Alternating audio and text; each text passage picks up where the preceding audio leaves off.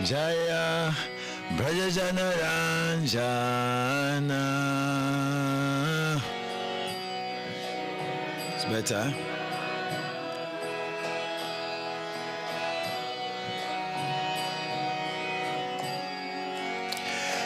Jaya Yashoda Nandana. Jaya Brajajana Ranjana.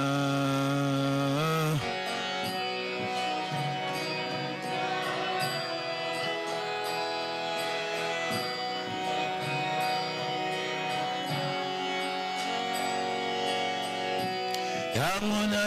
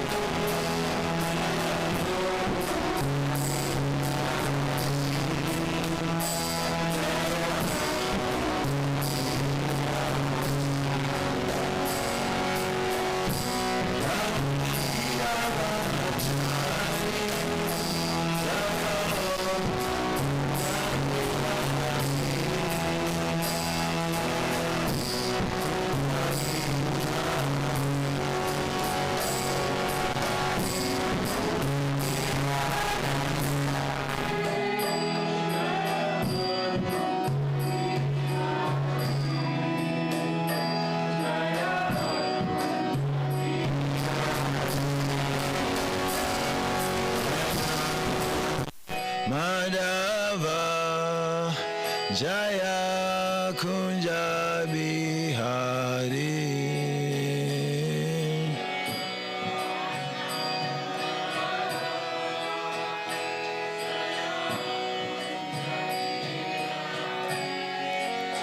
Jaya Radha Madhava Jaya Kunja Bihari.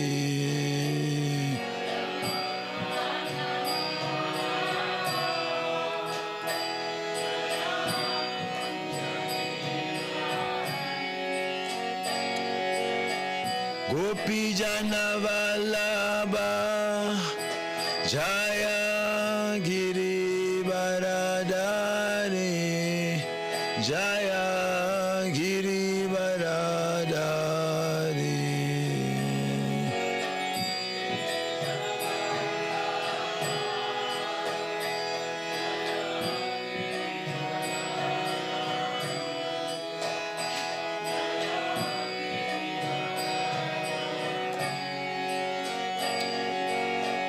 Yashodanandana Jaya Brajajana Ranjana.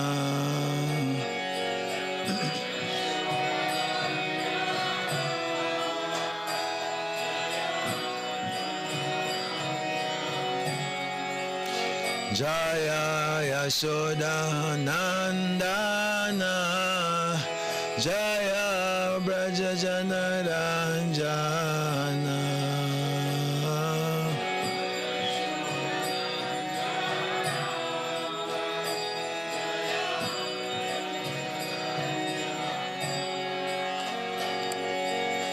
Yamuna Tiravanachari Jaya Kunja Bihari. Jaya Kunja Bihari.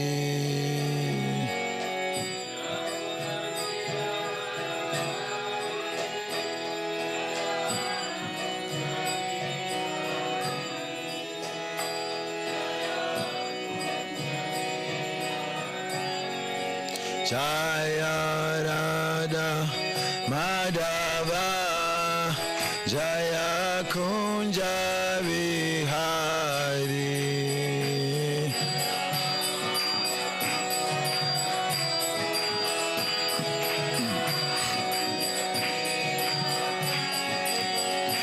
Hare Krishna, Hare Krishna, Krishna Krishna Hare Hare, Hare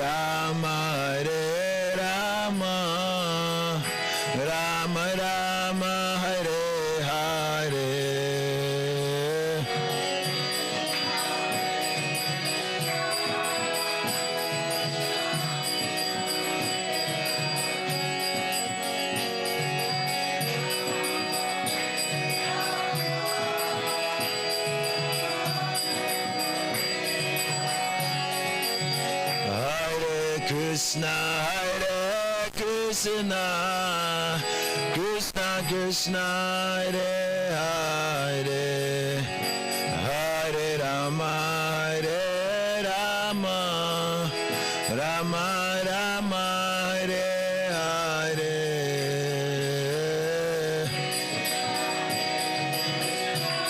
Krishna.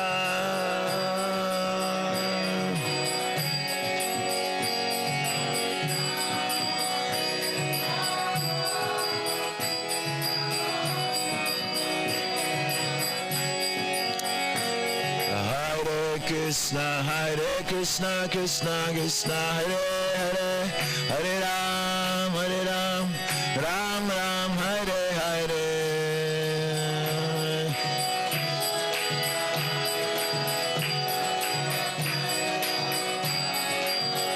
Hare Krishna, Krishna Krishna, Hare Hare, Hare Ram, Ram Ram, Hare Hare.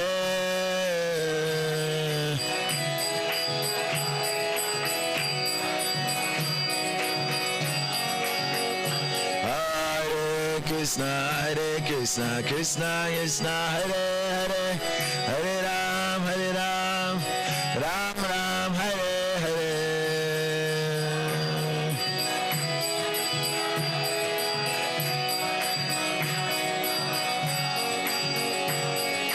Krishna, Krishna, Krishna Krishna, Hare Hare, Hare Rama,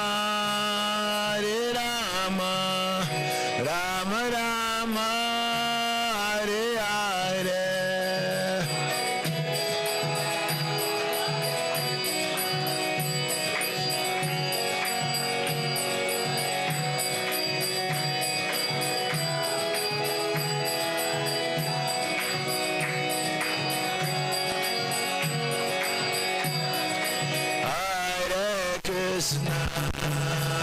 Krishna, Krishna Krishna, Hare Hare, Hare Rama, Rama Rama, Hare Hare.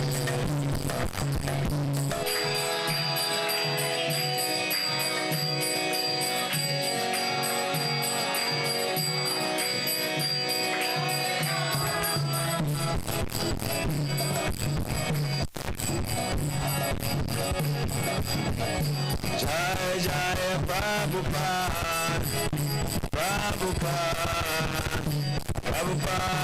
Jai Srila Prabhupada.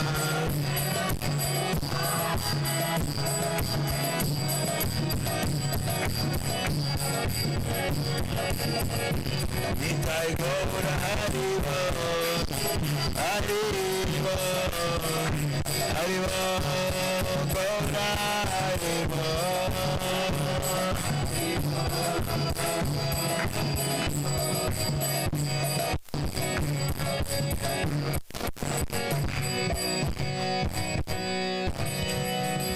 Jai Shri Radha Madhava Ki Jai, Grantara Srimad-Bhagavatam Ki Jai.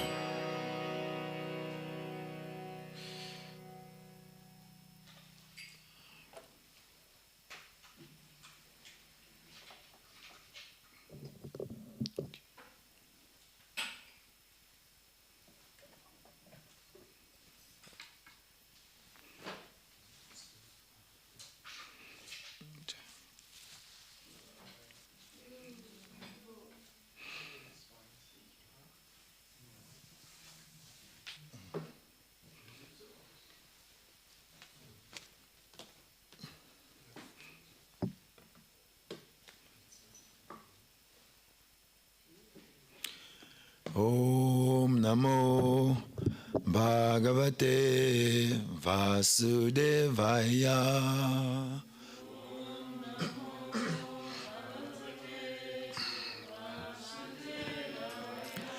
Om Namo Bhagavate Vasudevaya.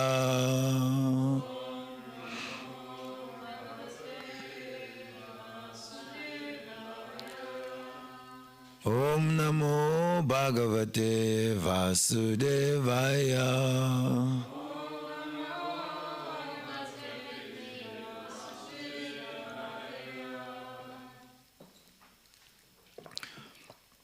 Reading from the Srimad-Bhagavatam, 4th Canto, Chapter 21, Instructions by Maharaj Prithu.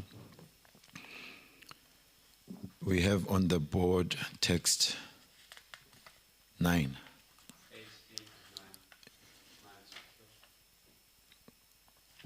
So I'll chant text 8, read the translation, then together we'll do text 9. Sutta Uvacha.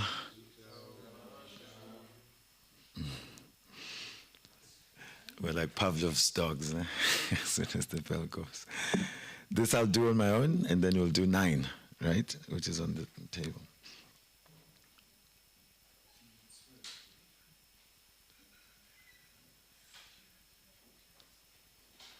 Tad adirajasya yasho vijimbitam gunai asheshai gunavat sabhajitam kshata mahabhagavata sadaspate koshara vimpraha grinantamacharyan.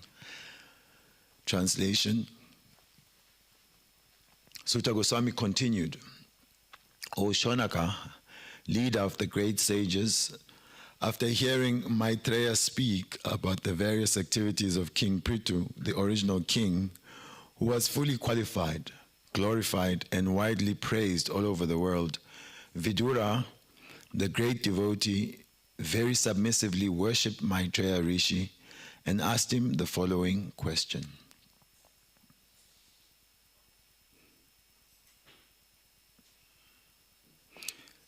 So please repeat. Vidura Uvacha. Sobi Shikta Prithu Viprai. Labda Shesha Surahana. Bibratsa Vaishnavam Tejo. Bharvoyabhyam Dudo Hagam. Vidura Uvacha. So Bishiktai Prithu Viprai. Labda Shesha Surahana. Bibratsa Vaishnavam Tejo. Bhavoyabhyam Dudo Hagam. So Bishiktai Prithu Viprai. Labda Shesha Surahana. Bibratsa Vaishnavam Tejo. Bharvoyabhyam Dudo Hagam.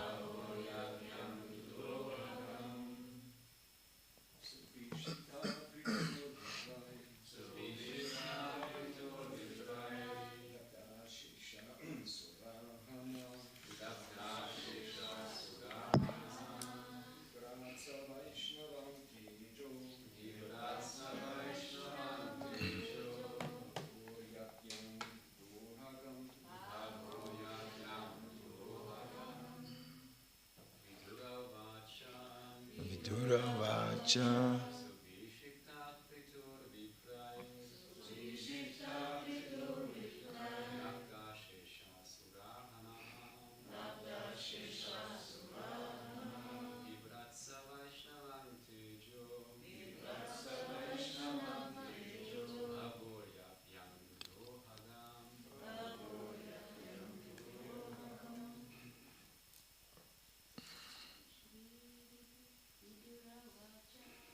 Vidura Vacha. Sabhishiktai Prithu Viprai. Labda Shesha Surahana. Bibratsa Vaishnavam Tejo.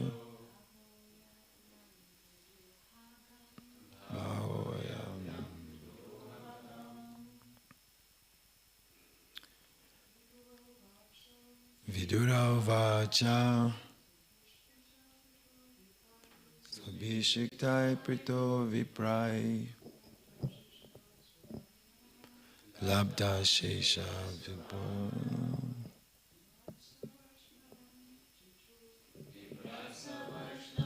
Teju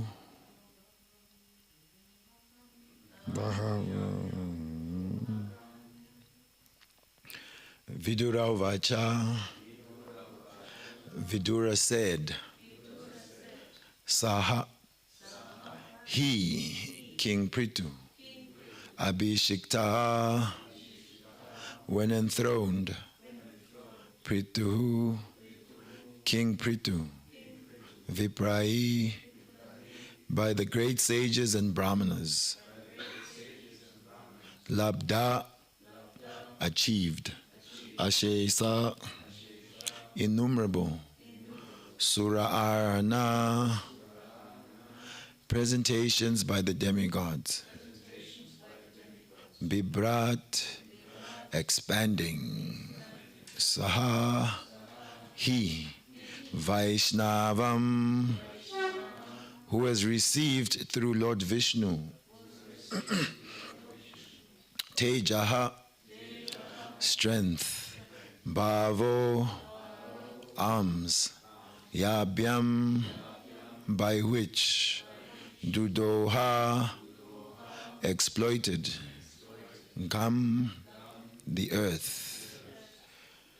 Translation and purport by Srila A.C. Bhaktivedanta Swami Prabhupada Ki. Vidura said, my dear Brahmana Maitreya, it is very enlightening to understand that King Prithu was enthroned by the great sages and brahmanas. All the demigods presented him with innumerable gifts, and he also expanded his influence upon personally receiving strength from Lord Vishnu. Thus, he greatly developed the earth. Purport. Because Prithu Maharaj was an empowered incarnation of Lord Vishnu and was naturally a great Vaishnava devotee of the Lord, all the demigods were pleased with him and presented different gifts to help him in exercising his royal power. And the great sages and saintly persons also joined in his coronation.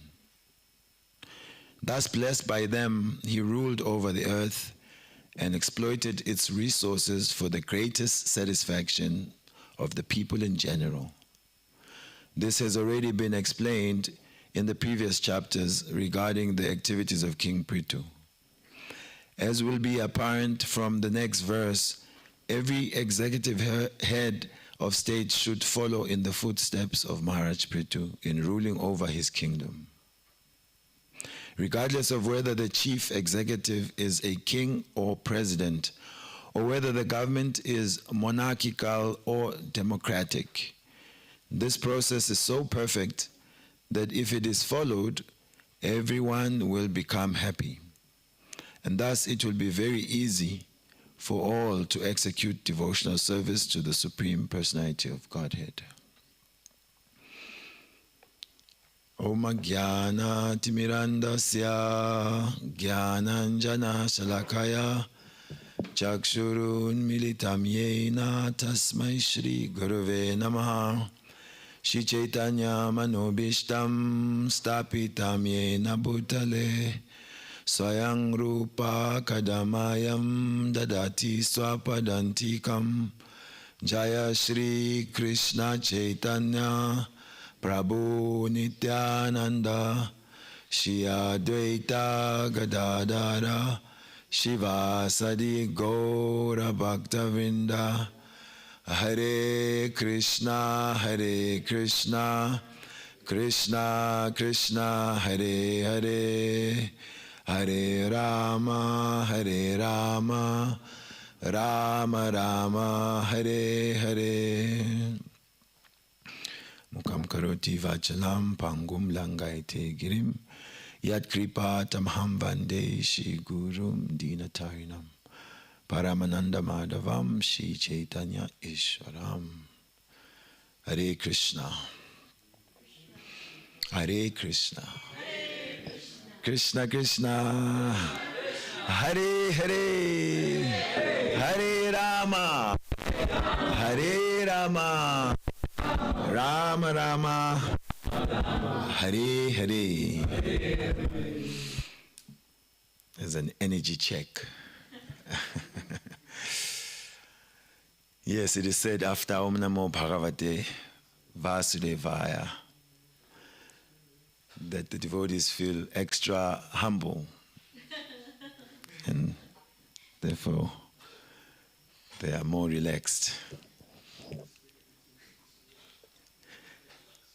The glories of King Prithu are being narrated. And in today's verses, we find Sutta Goswami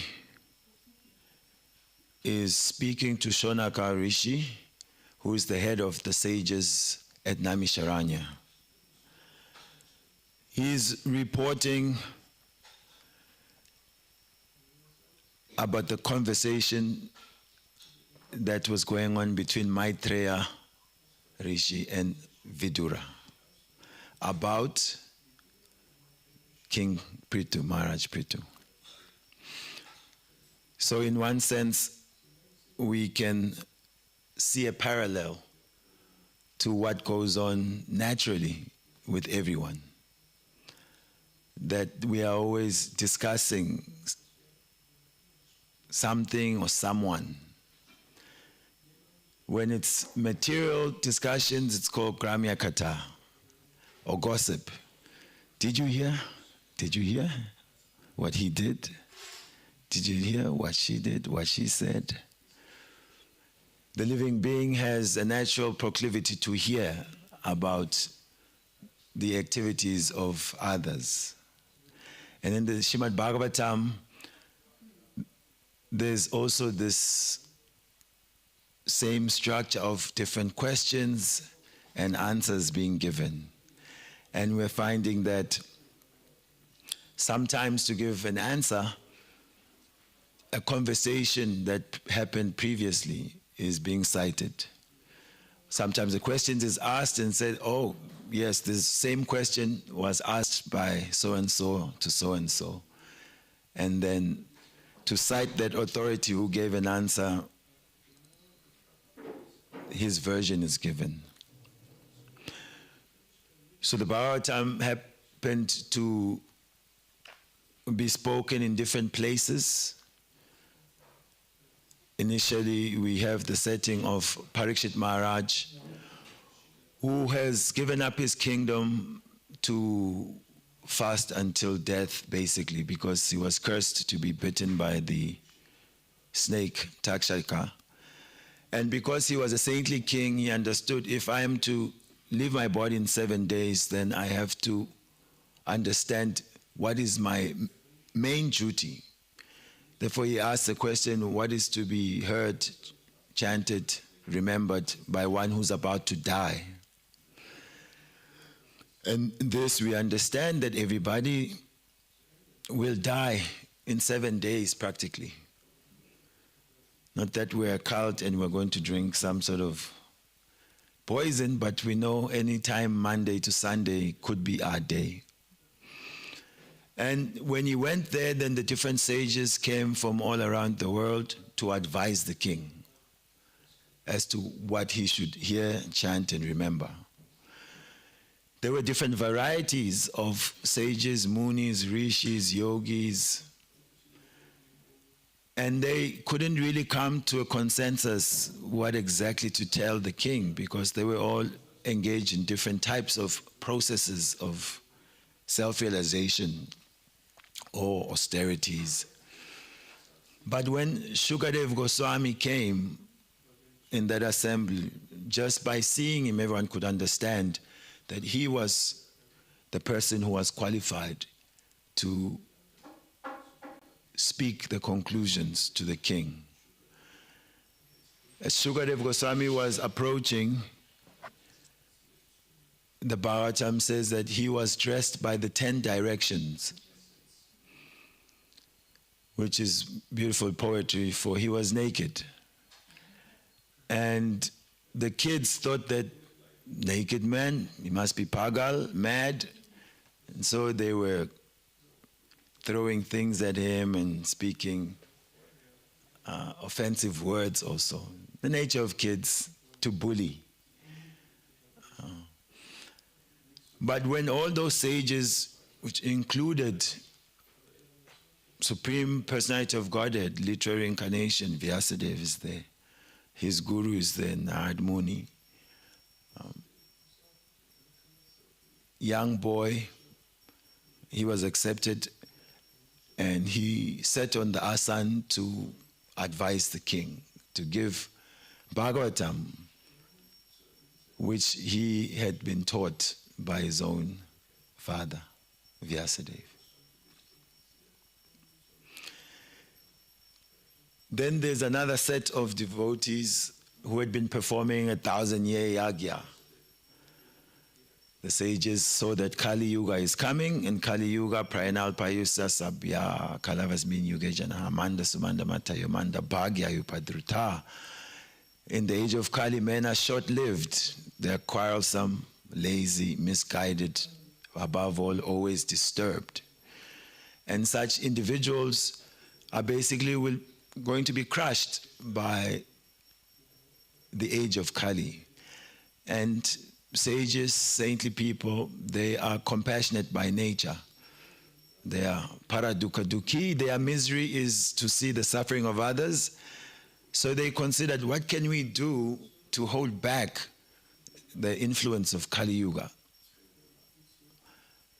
And they resort to perform fire yagyas. This was what they were accustomed to. They were performing that yagya, and still they were seeing that the age of Kali is happening. He said they performed so many years, and the reward they got was that they were all just becoming blackened by the soot of the fire. And when they saw Shonaka Rishi, then they inquired from him what can actually be done. And then he is then reciting to them the Srimad-Bhagavatam, what he had heard when he was at the bank of the Ganga and Parikshit Maharaj was inquiring from Shukadev Goswami. So now,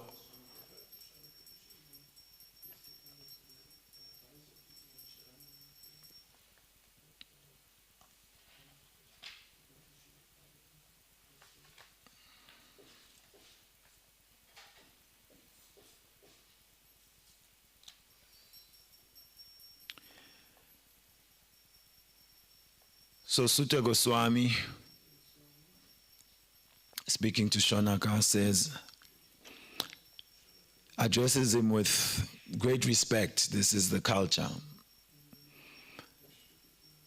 Leader of the great sages, he is asking, after hearing Maitreya speak about the various activities of King Prithu, the original king, who was fully qualified, glorified, and widely praised all over the world, Vidura, the great devotee, very submissively worshipped Maitreya and asked him the following question. Vidura is inquisitive. He wants to get more out of Maitreya Rishi. And Maitreya is inspired by the questions of Vidura. If the questions are in relation to the Supreme and are for the welfare of all living beings, then the spiritually minded are encouraged by such questions and they want to give some information. And in this case, the character, the glories of the king are very wonderful to hear and are of great value to human society. And so Vidura is churning that pot to hear something more from Maitreya.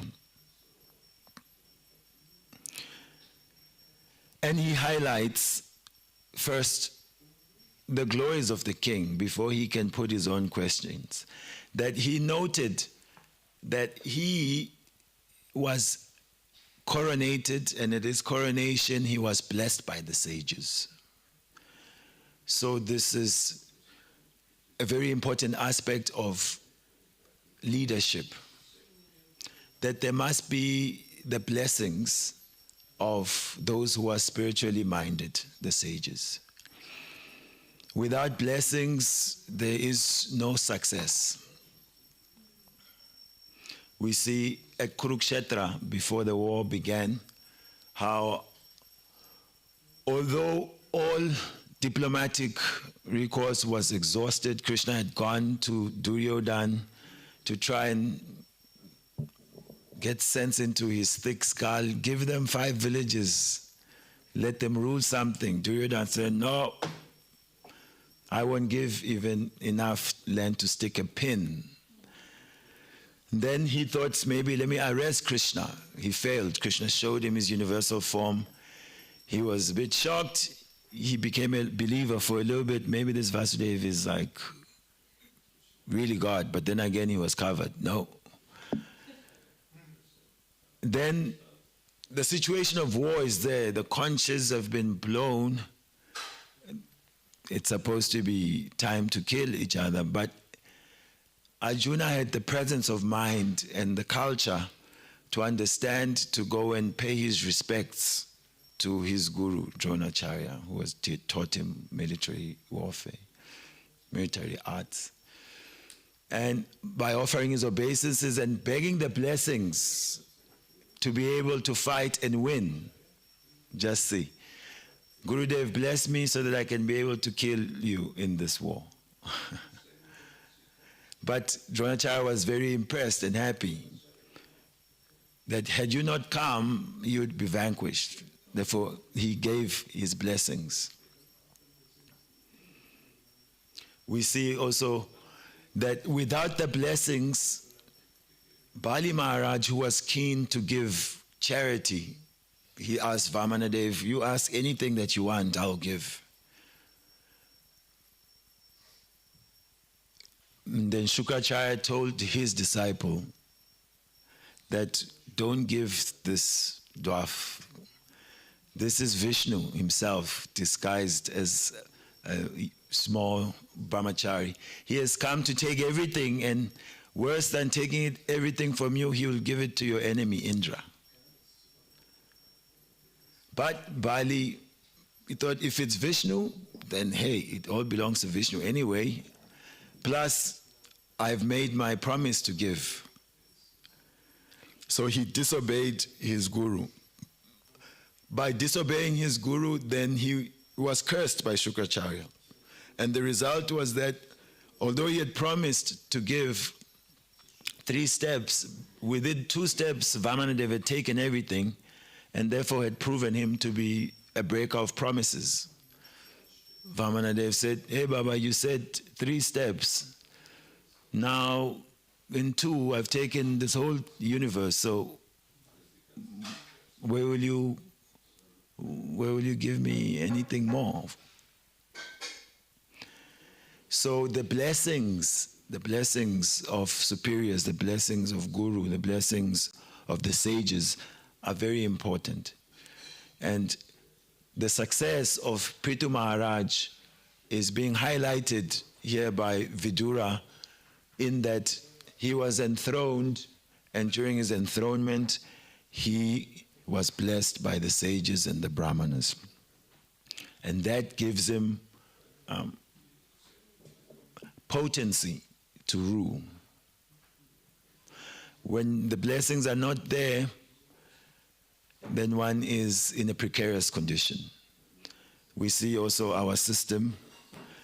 Before speaking, we are chanting prayers to request the blessings of the previous acharyas, whom we are trying to represent.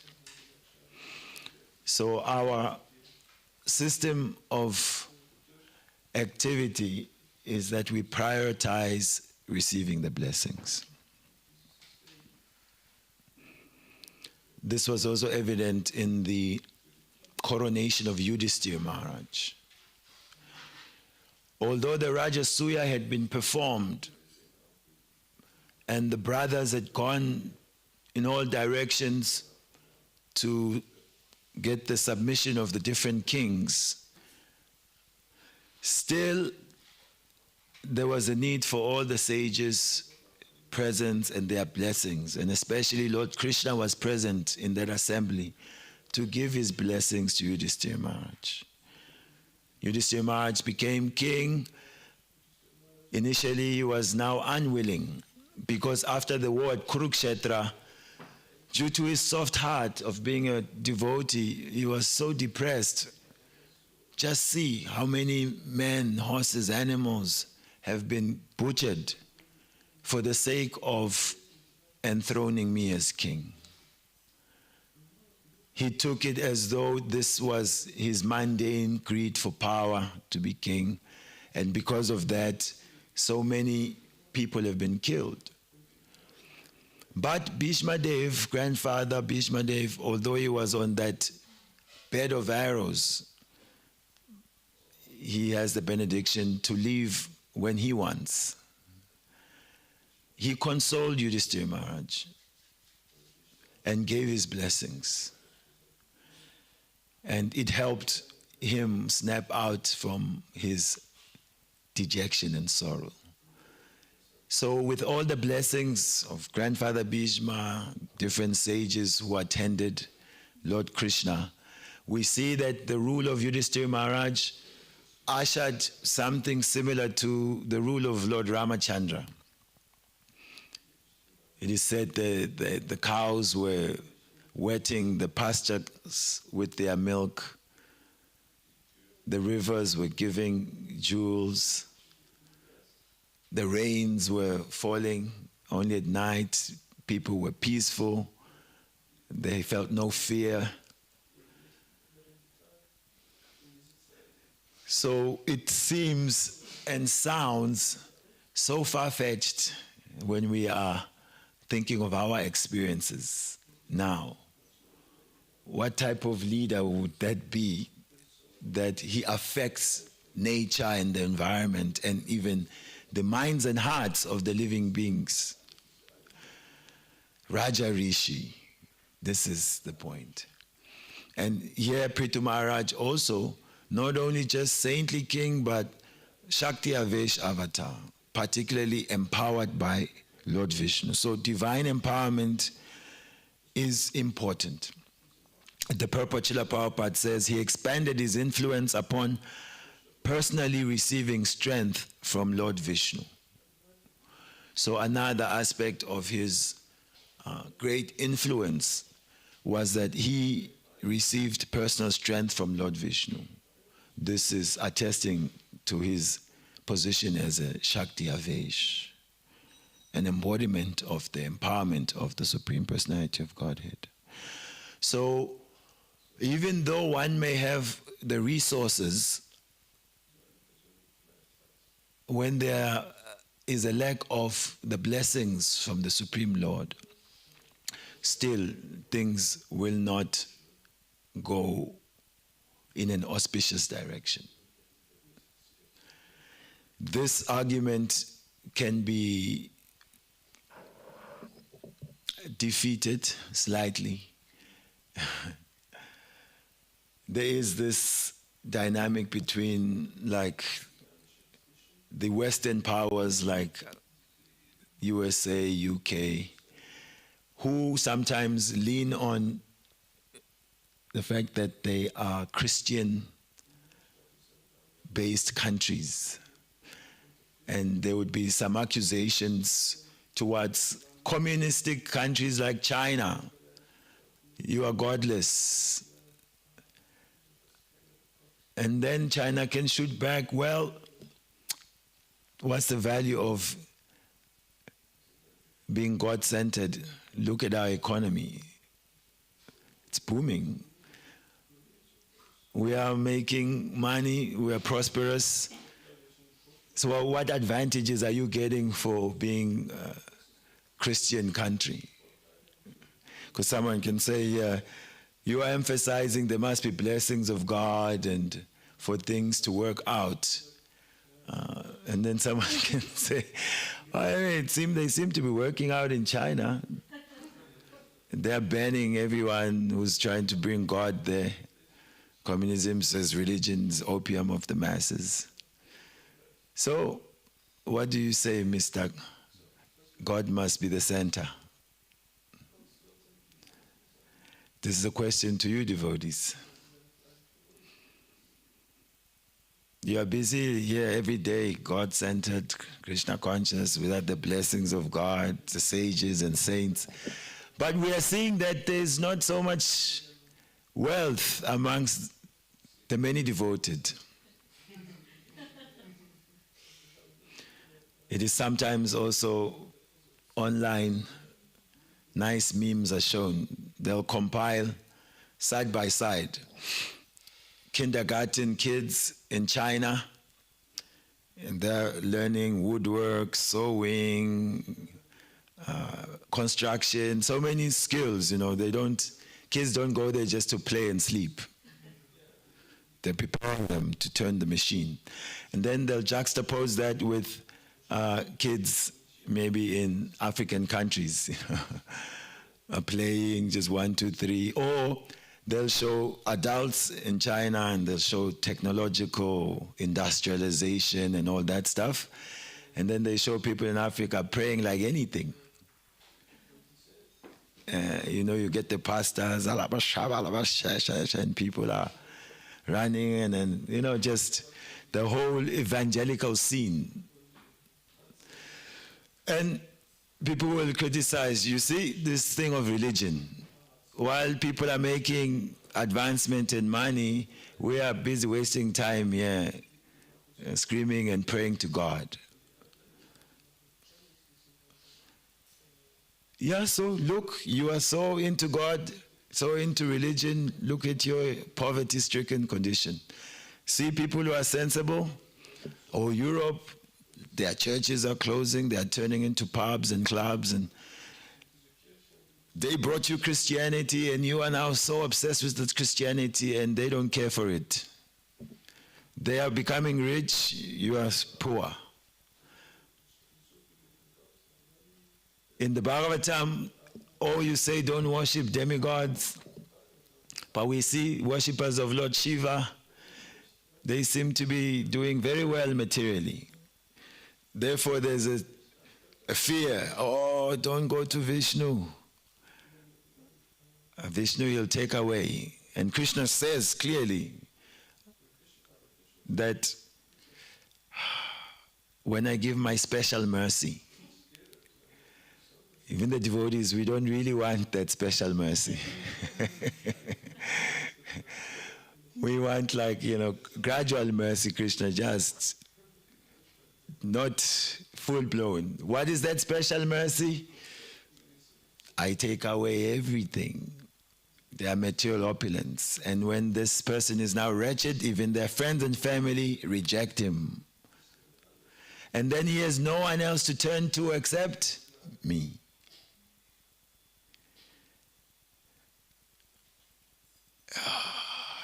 Too much.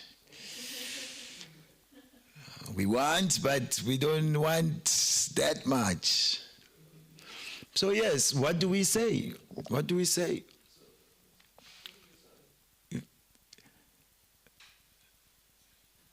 Okay, dealing with your sari. I thought you were about to answer. Yes. You have a mic? We're heading towards a spiritual betterment, so to say. Materially, it's not that it has to be parallel. Those outside in China, they're producing so much materially, but for us, we're going more internally, I guess, into the spiritual side.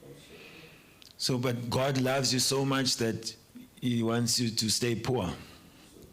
But if when you're surrounded in so much material gain, it's very hard to think of God. It's like being in those heavenly planets full of opulence. Or there's some element of basic needs, and mostly the devotees have their basic needs covered, but more, This is the same story that pray now and then in heaven you'll be rewarded.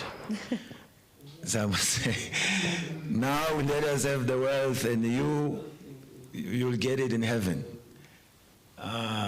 Yes, I mean, we are on the same team, so we're just playing devil's advocate. Don't worry, your points are correct. Prabhu. It is not that the Lord doesn't give. The Lord gives, and He gives ample. So you can see Yudhishthira Maharaj, he enjoyed the kingdom, and his kingdom was compared to Lord Indra. Even Indra was, wow, right? Dhruva Maharaj, he got. Sudama, he got. He got like Dwarka. He stayed a life of an austere person because that was his mood. That was, he wanted to be like that because he was feared that it may, if he was aspiring for an opulence, that will affect his Krishna conscious life. So he was always in that mood. But when he went to the Lord in Dwarka, and the Lord, when Lord saw Sudama's situation, he said, okay, in his heart he said, because Sudama did not ask upfrontly, he said, your consciousness will not be affected, nothing left, but I want to give you. And he gave him exactly like Dwarka. He ordered the same person, Vishwakarma, who created Dwarka, that go and give everything to Sudama just like the same. So Lord gives. It's not the Lord doesn't give. Prahlad Maharaj, he has everything. So there is why he takes it away. That we need to understand. When that particular opulence, if is hindering his pure unalloyed devotion, the Lord sees that he is an adhikari, he is a qualified person to render pure devotional service, but he is not getting that point. That he is getting entangled with the opulence for no reason, for friend circle, this and that. That's where the Lord puts it out. And he makes. That sounds very good. And you are citing many stories from your scriptures in the past, long time ago. Prahlad Maharaj, Dhruva. Let's see now your India. I'm sitting in the West and I'm looking, why so poor? Have you ever seen their priests? All they can wear is just pieces of cloth. That means God has turned his back against these people. How come they're so poor? And you are telling us in the what he gave. We want now. Oh, India is not poor. Who's saying India is poor? Well, look, if India, okay, let's talk on that aspect then.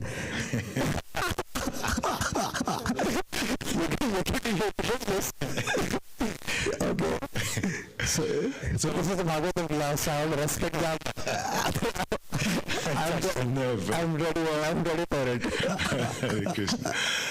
So anyway, we are highlighting here that definitely material vision is a different level of consciousness to spiritual vision. There are two dimensions of life, and the material platform is such that people only value what is in line with their material desires. And that even when they go to the Supreme Lord, who can give something much greater than any material opulence, still they expect that the Lord should fulfill their material desires. The Lord says he's not so foolish to give his devotee something that will take him away from his devotional service. So if someone is not ready to understand, like they say, you can take a horse to the river, but you cannot force him to drink, right? Or to convince a man against his will, I mean, he still has the same opinion still. If someone doesn't want to, or has no, Prabhupada brought out the word adhika, no pious credit to receive transcendental knowledge, then they cannot really have shraddha, faith in the words of the Supreme Lord. And they will always estimate the value of approaching God in relation to how much he can fulfill their material desires. But these citations if historical references one can show, yes, especially Sudama, you can mention Sudama, he was so poor externally, and he heard that from his wife he should go see your friend in Dwarka. He can help us out. We're struggling now, and he's become a king there. You were with him at Gurukul. Sudama was thinking, that's not a good reason to go see Krishna. But anyway, any excuse to see my friend. He was very happy to go. You must take some gift for him. But we have nothing. So the wife gave some broken rice and tucked it in his dhoti. He went there anticipating to see his friend. Lord Krishna was so happy to see him, gave him the treatment that is offered to the saintly persons, washed his feet, sat him on his own bed, was fanning him. Everyone was shocked in Dwarka. And who is this one? And you can imagine royal palaces, and there comes in Sudamaji in all the fashions of poverty. And Krishna is saying to him, I know you've got some gift for me, something wonderful, but you don't want to give me. Sudama, no, I have nothing. No, you have some nectar, you're hiding from me. And Krishna kind of wrestled him and got to that broken rice and ate it. Rukmini was like, oh my Lord, shocked. This is not fit for you to eat. Anyway, Sudama didn't ask Krishna for anything. He was just satisfied with having that association with his friend after so long. But the Lord, because he's in the heart of the living being, he understands our desires. That we hear that when Sudama was going home, he was approaching the area of his home, but then all of a sudden it looked, what's going on here? He couldn't recognize the place. He couldn't recognize his own wife. She came decked out, remodeled, makeup, jeweled, everything. She's looking like a queen. Hey, this is our home, all that opulence the Lord had given. So yes, there are historical references. There's also our Srila Prabhupada. In one sense, he was going in one direction. He wanted to get wealth, opulence, to serve Krishna. And then Krishna crushed all those plans. His pharmaceutical business collapsed. His family life seemed to collapse. All he could afford now was to live like mendicant's life in Vrindavan. Of course, he was happy. He's writing his poetry and he's saying where are all my friends now? Where are all my family members? All that is left is just a list of names. He's having his realizations of how everything was illusory in one sense. And then Prabhupada goes to America, only 40 rupees. He doesn't have any real support for almost a year. He's struggling. The only dollars he could get is when he saw he couldn't exchange his rupees for dollars, then he decided to sell his Bhagavatam to the captain of the ship. Mr. Pandya, I have no dollars. You just buy my book so at least I can have something. Later on, Prabhupada mentions how Krishna took everything away. But now Krishna has given me so much that I cannot actually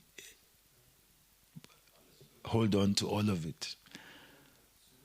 I used the numbers. He had 40 rupees and now he had over 40 crores of... So that is also within, our living memory. We can show how Krishna's taking away is to give something else. And it's not only that he gives the spiritual wealth, in some cases he gives also clear material wealth. Prabhupada, to help people understand that Krishna consciousness is success on all fronts, he often told reporters and interested people how much books they're distributing and how much money the movement is making every day. He would mention how many cars he has, how many temples he has. Someone would think, oh, what's the spiritual man, sadhu, busy talking about properties and how much money he's making. But he understands that the conditioned soul, we're first thinking about our material welfare. That is why the message of religious materialism is booming. When the so-called saint, sadhu, pastor, imam will say to the people, if you come to me, then I will change all your fortunes. You will become rich. People fill up that venue. But if we are talking about Vairagya Vidya, that you may just lose your opulences. You can lose your desire for friendship, society, and love. And then people are not very happy. And it's very clear people lose their hair also here. So people want to gain, but the complete gain is seen in how these saintly kings like Prithu Maharaj lived. So divine empowerment, blessings by the saints, and people-centered leadership. He was a servant of the people. He exploited the resources of the earth to benefit the citizens, not just himself. And in that way, Prithu Maharaj is the complete package of a leader. He's depending on the Lord. He is not exploiting for his own benefit. He's a servant of the people.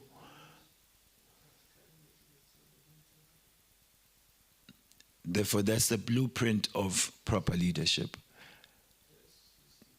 These days, it's not so easy to convince modern leaders of the need to take guidance and blessings from sages. Because Atmavan Jagati Manyate. Everyone sees the world according to their consciousness. So they see anyone else, what's so special with this guy? They'll say, who's this guy? You ever felt like that? You show people maybe in Prabhupada and you say, who's this guy? And for us, it just feels like, ugh.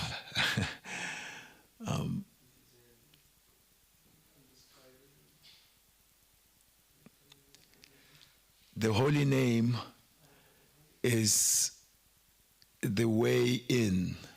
The prasadam is the way in.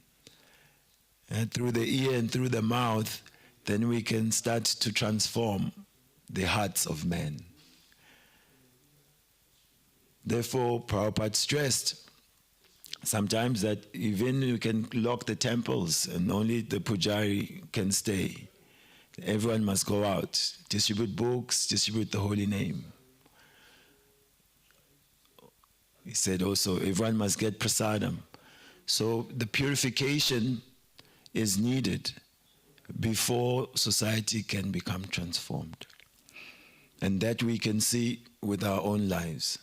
By contact with the devotees, contact with prasadam, the vibration of the holy name and Bhagavatam, we have become somewhat transformed. And that is the contribution of this movement. And hopefully amongst the devotees will come up some big president or charismatic leader who may influence the masses to follow them. But in the meantime, we take the medicine because we are also in a disease condition. Sometimes the devotees are dejected, you know. We say this can change the whole world, but it looks like it's all going to hell. You know. Will we ever do it? Well, the time span may not be according to what we can see, but in the meantime, we are part of that rescue plan, and so we should take the medicine and get rescued.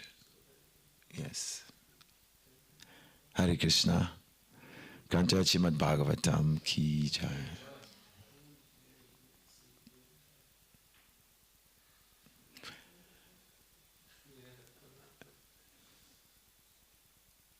Oh, they're very happy at the back there. Anyone with any comment?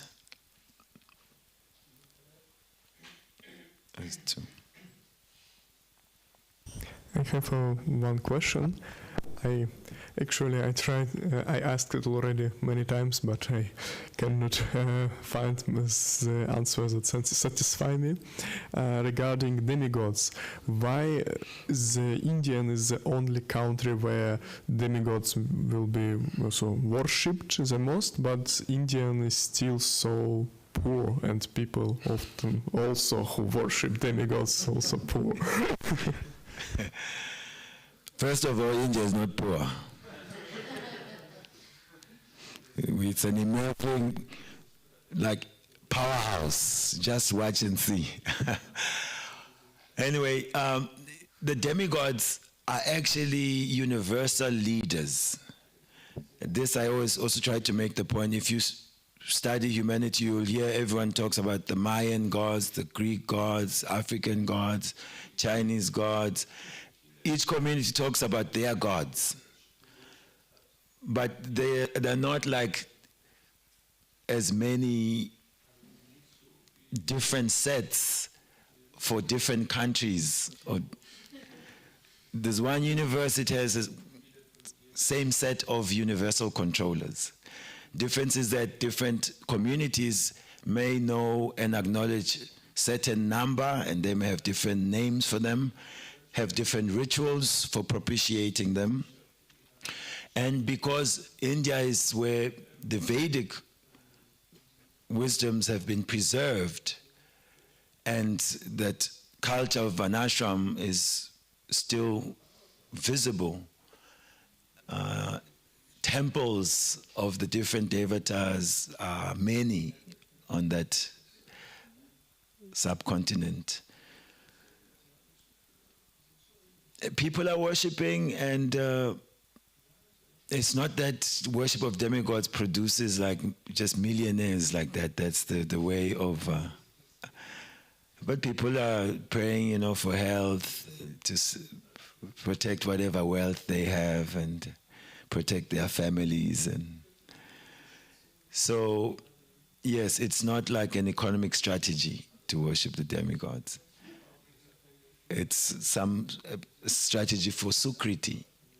Really, it should be that there's some sort of piety that accrues by following the cycle of yagya, anat bhavanti bhutani, like that, by performing prescribed duty in the scripture. Then the demigods receive that, and they also reciprocate with human society.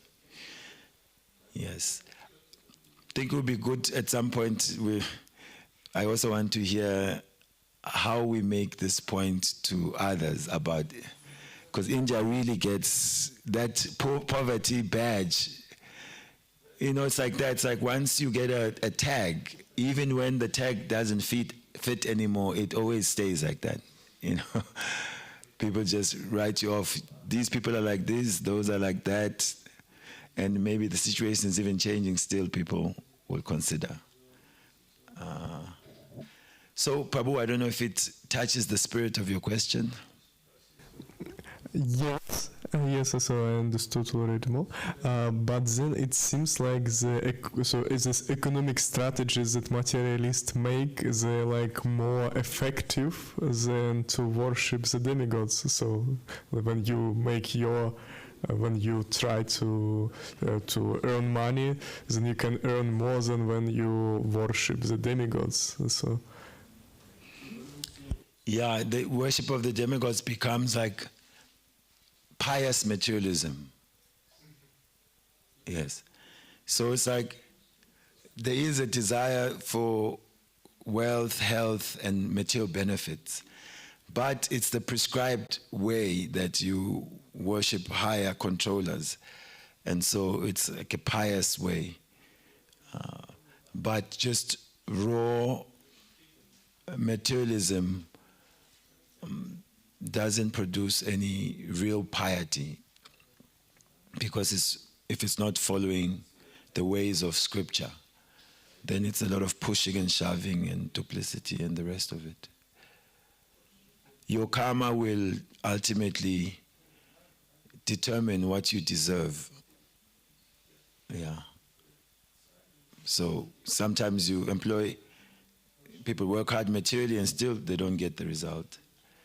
Others sometimes they also worship heavy, all types of devas, and it still doesn't translate at that time. Yeah. Prabhu, you had a thought, and then also we'll get to Brad Sundaram. Just wondering why someone playing guitar now. All priorities. It's trying to propitiate some the demigods. In the end, you spoke also about a change in society, and devotees have, maybe not just devotees, I think many people see the problems in the world and would like to have some change of some sort. But isn't the situation already so wrong in one sense that a real change or a real new system, in order to get a new system, it just needs a complete destruction of the old system. So, but like complete destruction, because the people's minds also don't change so quickly. So what do you think about what is the, not that we can have an influence on that, but might it be even better from like an, how to say, higher perspective, that everything gets kind of destroyed in a like complete catastrophic, cataclysmic event, as Prabhupada sometimes mentioned, a world war, and after that preaching will be very good and things like this? Yes, by nature's arrangement, heavy changes will come. Like, it may seem far, ultimately Kalki will come, and he will chop up everyone and reset. And if Lord Krishna wants also, he'll allow that humanity just bomb each other, and from that maybe then their ears will be much open for newer ways of living. What's that prayer? God grant me the serenity, this is called serenity prayer, to change the things that I can change, to understand things that I cannot, and the wisdom to know the difference. So in one sense, I have to try and really change my consciousness so that I'm able to deal with whatever comes. Right now, even the materialistic system is under threat. You know, people are fearing the new world order, that the great reset, right? So how you get new systems, you create a big problem, and then the people complain and react, oh, this is bad, and then you say, so that this problem never happens again, we have to now live like this, and put new laws. And so you move the people to a different... So even now, you know, seems many things are lining up for the digital age where things may be changed. But materially, when there's a squeeze, there tends to be a greater search for solutions even internally. So there is that in the world, that people are becoming much more curious, inquisitive for something substantial. But as long as it's still working out somewhat, they don't take it too seriously. But when things are dismal, then it's just like, look at the hippies, they've given up on the system of their parents. They dropped out and they were living on the streets. Then, when this system of Krishna consciousness came, spirituality, they were ready to take it. So we can also pray. We can pray for, I know Krishna Das Maharaj, he left his body some years ago.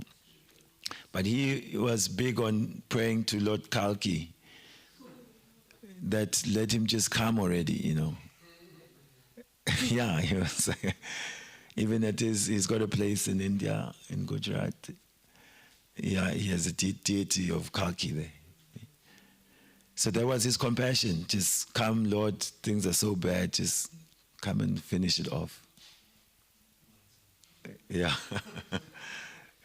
So it's not strange in the desires of those who want a better situation. Even material revolutionaries think like that. Let's just bomb the whole thing to pieces and then let's start afresh. Yeah.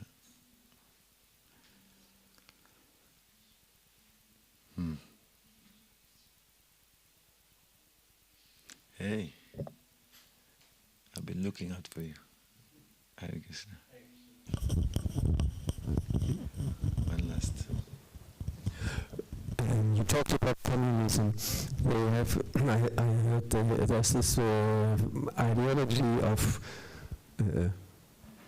dialectic materialism which says that there's no God, matter is eternal.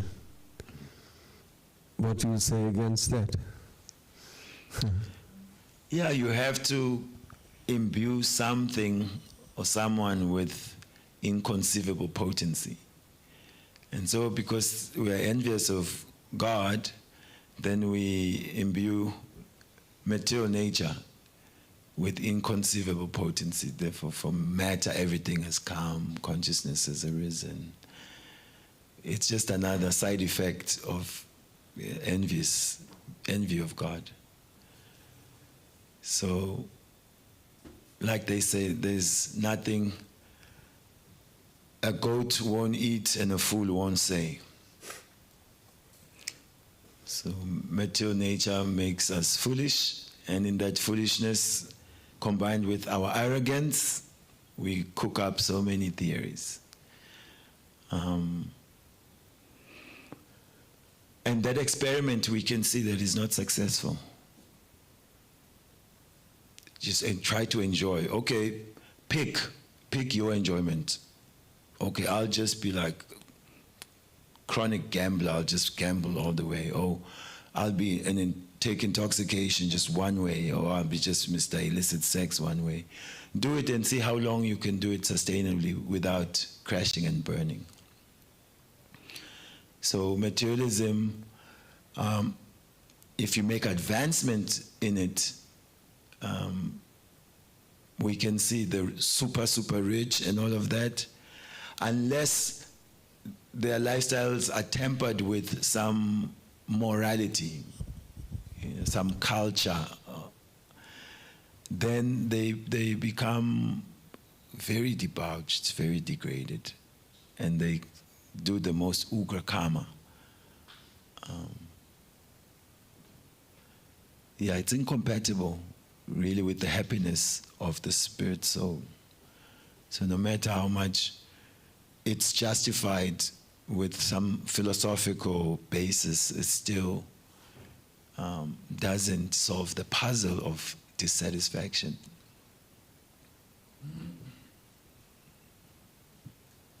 You saw Prince, was it Philip? There was that royalty from the UK. He died maybe a few years ago. he looked like he saw something really bad on the other side. You know, he was like, you would think, you know, if you die in opulence, this should be really like just smiling, like my life, I've lived a perfect life, you know. Philip, even before he died, it looked like he had seen the other side, and it was scary, you know. He just looked very, very disturbed.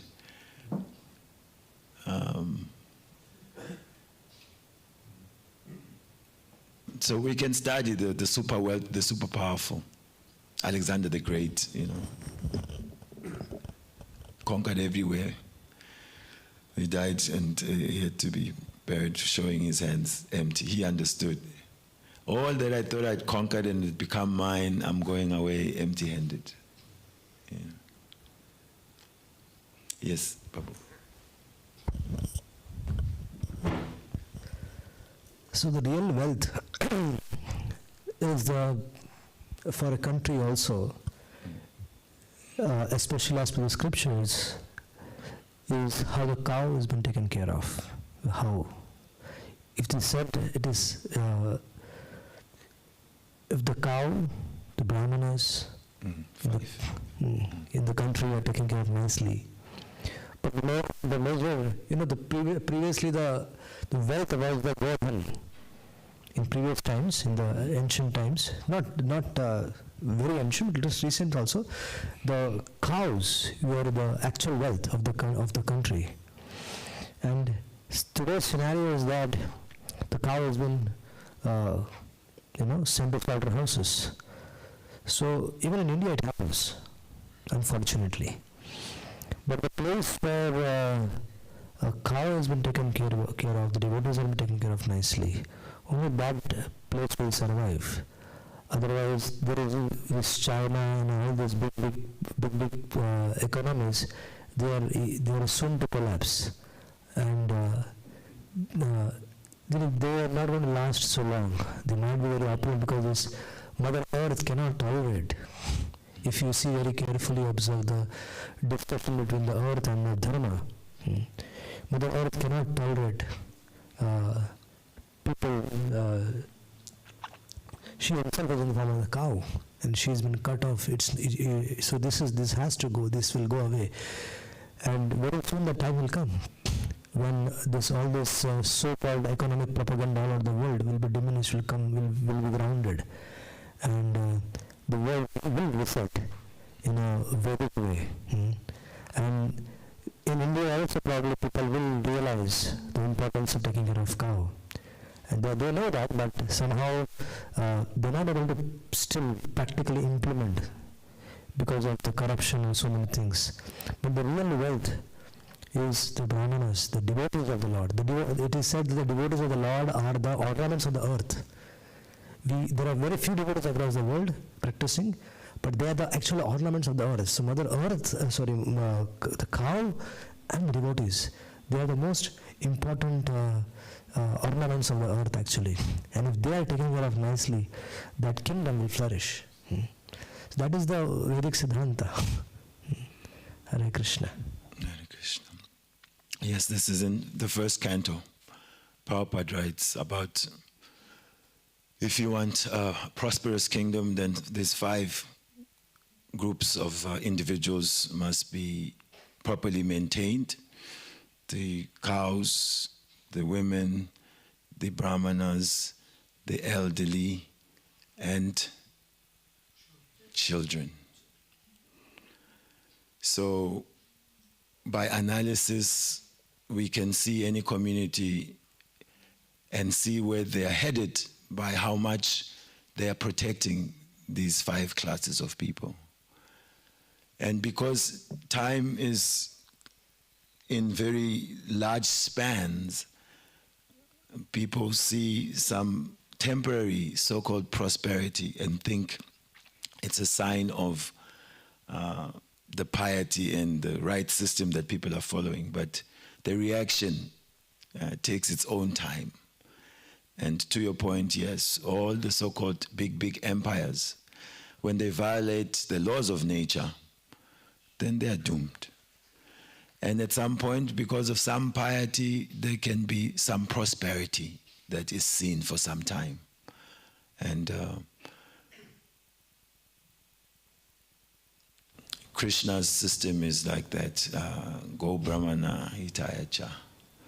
He is interested in the cows and the Brahmanas. So Brahminical culture gives the clear understanding of the spiritual objective of life. And without that, anything else is just a decorated zero, shiny zero. Yeah. Thank you so much. Okay. Thank you so much, Maharaj. Thank you. Please forgive me for any offenses in trying to discuss some points. And Srila Prabhupada ki Jai. Granthara Srimad-Bhagavatam ki jai. Jai. Maharaj ki jai. Jai. Jai ho.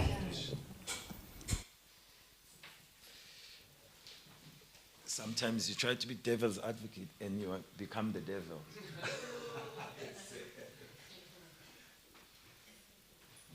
Yeah. And I tell you, even association where there's a lot of this devil's advocate or there's no faith, it starts to